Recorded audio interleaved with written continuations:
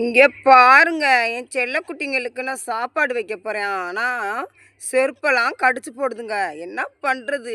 நம்ம உயிருக்குயிராக நேசிக்கிறோம். I love you மோட்டு குட்டிப்பிள்ள. என் அன்பு மகள், என் அன்பு மகன்.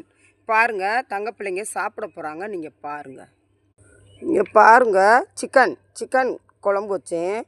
அப்படியே பிணைஞ்சிக்கிட்டு இருக்கேங்க. சுடுது சுடுது பயங்கரமாக. நான் கூட இன்னும் சாப்பிடல. என் பிள்ளைங்களுக்கு தான் சாப்பாடு வைக்க போகிறேன்.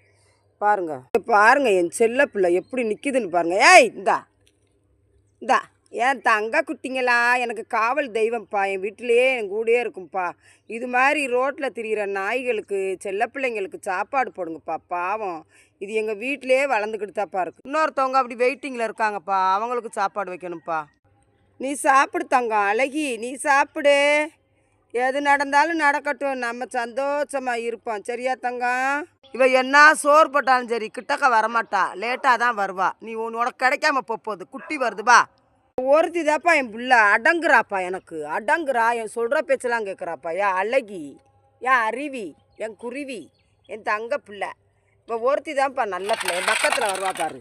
என் பக்கத்தில் வந்து சாப்பிடுவா. பார்த்தீங்களா என் அழகி? இங்கே வருங்களா, இங்கே வருங்களேன்.